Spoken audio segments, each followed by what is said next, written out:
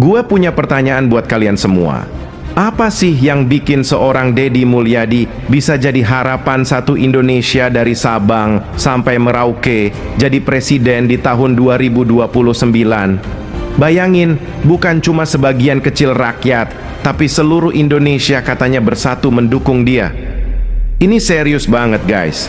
Jadi, apa rahasia di balik sosok Deddy Mulyadi sampai bisa dapat dukungan segede itu? Nah, di video ini kita bakal kupas tuntas kenapa nama Deddy Mulyadi tiba-tiba jadi perbincangan hangat dan harapan besar rakyat Indonesia. Jangan kemana-mana.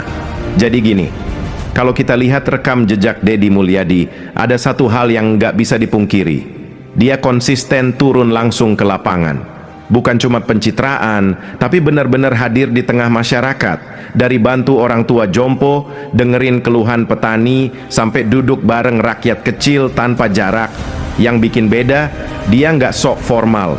Gayanya santai, belusukan sambil ngobrol pakai bahasa daerah, dan yang paling penting, dia dengerin, bukan cuma ngomong.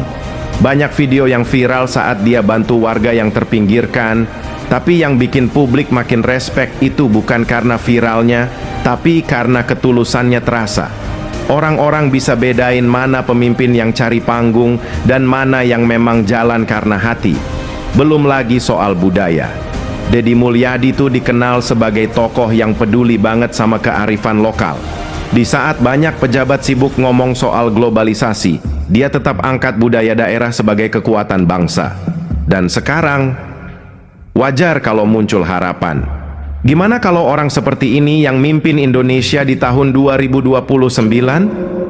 Contohnya aja waktu Deddy Mulyadi mencalonkan diri jadi gubernur Jawa Barat, beliau berhasil menang dengan suara terbanyak.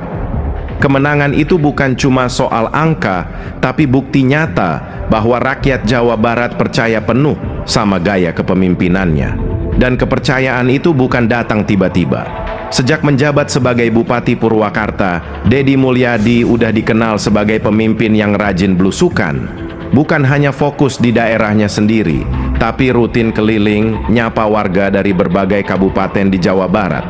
Beliau hadir langsung ke pasar tradisional, petani di sawah, nelayan di pinggir pantai, sampai ibu-ibu PKK di pelosok desa. Gaya komunikasinya sederhana, membumi, dan itu yang bikin masyarakat ngerasa deket. Jadi pas beliau maju jadi gubernur, masyarakat Jawa Barat udah tahu siapa yang mereka pilih. Karena mereka nggak milih dari janji, tapi dari bukti yang mereka lihat sendiri selama bertahun-tahun. Nah, sekarang setelah jadi gubernur dan terus konsisten dengan gaya merakyatnya, wajar banget kalau harapan itu makin meluas. Bukan cuma dari Jawa Barat, tapi dari seluruh penjuru negeri. Muncul satu pertanyaan besar. Kalau beliau bisa sebaik ini di Jabar, kenapa nggak dibawa ke skala nasional di 2029? Area wisata Puncak yang dulu sempat semrawut karena pembangunan tak terkendali, kini dibenahi bukan untuk dijadikan ladang bisnis, tapi untuk dikembalikan ke fungsi alaminya sebagai ruang hijau dan paru-paru Jawa Barat. Deddy Mulyadi dikenal sebagai sosok yang konsisten menjaga harmoni antara manusia dan alam. Bukannya membangun hotel atau betonisasi besar-besaran, beliau justru menertibkan bangunan liar, membatasi alih fungsi lahan, dan mengembalikan wajah Puncak sebagai kawasan lindung yang asri. Pohon-pohon kembali ditanam, sungai-sungai kecil dipulihkan, dan akses publik diperluas tanpa merusak alam. Ini bukan soal menciptakan kenyamanan untuk wisatawan semata, tapi soal memuliakan alam yang sudah terlalu lama disalahgunakan. Hasilnya, udara jadi lebih bersih, suhu tetap sejuk, dan warga lokal bisa hidup berdampingan dengan alam tanpa merasa dimarginalkan oleh industri. Banjir Bogor yang dulu langganan tiap musim hujan, sekarang jadi cerita lama. Dinas-dinas kerja cepat, koordinasi antar daerah rapi, dan yang paling penting, ada pemimpin di barisan depan, bukan sekadar menyuruh dari belakang. Paling fenomenal adalah kebijakan pajak kendaraan gratis selama 5 tahun untuk rakyat kecil dan UMKM. Ini bukan cuma soal keringanan administrasi, tapi bentuk nyata keberpihakan pemerintah ke masyarakat. Belum lagi soal Sungai Citarum, yang dulunya dikenal sebagai salah satu sungai terkotor. Sekarang, jauh lebih bersih, airnya mulai jernih, dan kehidupan masyarakat sekitar sungai pun ikut membaik. Rakyat Jawa Barat punya alasan kuat buat bangga. Mereka bukan cuma punya gubernur, tapi punya pemimpin yang tahu caranya mengubah krisis jadi prestasi. Gila sih. Ini bikin merinding ya. Di sini kalian bisa dengerin sendiri. Ini cuplikan video dari seorang pria asal Bangka Belitung, namanya Kosing. Dan dengerin baik-baik. Jadi Kang Deddy hati relanya tinggi. Uang tidak sayang, yang penting sayang rakyatnya. Iya. Tidak sayang duit, sayang rakyatnya.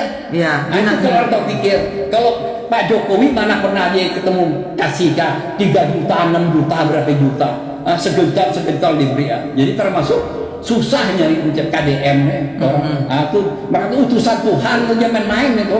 Orang macam tutup aja main-main. Iya benar-benar. Tahu dah. Tak pernah ada yang nggak pernah duit, dah suah. Tahu benar. Iya benar-benar Kyo. Iya. Gaya orang macam-macam Kyo. Jadi Kang Deddy tidak pelit. Iya. Murah rezeki katanya. Bukan sedikit jadi 44. Dia beri orang bibi itu kurang modalan sampai umpiau. Mau baik. Pribadi J tuh. Pribadi J. Gaji J toh. Dia tahan gaji tinggi bagi ikan. Lagi macam mana? Iya. Jadi kalau Kang Deddy ini bisa ke Tiongkok ketemu Xi Jinping, cocok dengan Xi Jinping. Hati untuk rakyat itu jadi. Bukan hati partai itu bukan, kita hati pribadi itu tinggi. Iya, partai apa jadi yang penting bagus. Hati itu nanti jadi dengan baik. Jangan pilih dulu. Kalau saudara aku, kalau orang lain bukan saudara aku dibedakan. Tidak cocok. Kadang saja dia pemimpin. Dia nyebut Gubernur Jawa Barat Deddy Mulyadi itu utusan Tuhan. Kosing bilang, susah nyari orang kayak dia itu. Bayangkan, ini bukan warga Jawa Barat, bukan juga orang yang kenal langsung. Tapi dari ujung Bangka Belitung aja bisa ngerasa betapa besarnya pengaruh dan ketulusan dari seorang Deddy Mulyadi. Kata-katanya tulus banget, nggak dibuat-buat. Dia cerita bagaimana sosok Deddy bukan cuma mikirin pembangunan fisik, tapi juga ngangkat harga diri rakyat kecil. Orang yang biasa-biasa aja bisa ngerasa dihargai cuma karena Deddy mau duduk, ngobrol, dan dengerin langsung dari hati. Jujur, pas denger Kosing ngomong kayak gitu, gua jadi mikir, ini bukan sekadar pemimpin biasa. Ini orang udah kayak energi buat rakyat. Dan kalau rakyat dari luar Jawa Barat aja udah sampai bilang begitu, kira-kira masih ragu buat 2029 nanti? Hei, warga Jawa Barat, jangan sombong kamu. Kalau berani, ayo. Kita tukaran gubernur. Kopipah biar tinggal di Jawa Barat. Nah, ini yang makin bikin rame di medsos. Sekarang rakyat dari berbagai provinsi mulai ngiri positif. Serius, ini bukan gua yang bilang, tapi banyak komentar yang muncul begini. Gimana kalau kita tukeran aja deh? Gubernur Jawa Timur ke Jawa Barat, Deddy Mulyadi pimpin Jawa Timur. Kebayang nggak? Sampai segitunya orang berebut pengen dipimpin sama Deddy Mulyadi. Karena mereka lihat sendiri gimana hasil nyata dari tangan beliau. Dari penataan alam, penanganan banjir, sampai cara beliau turun langsung ke lapangan. Bukan cuma di belakang meja. Yang paling penting, sekarang waktunya udah tepat.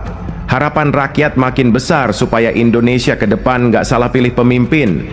Dan semua mata, dari Sabang sampai Merauke, bahkan dari luar negeri pun, mulai menyorot satu nama yang sama, Deddy Mulyadi.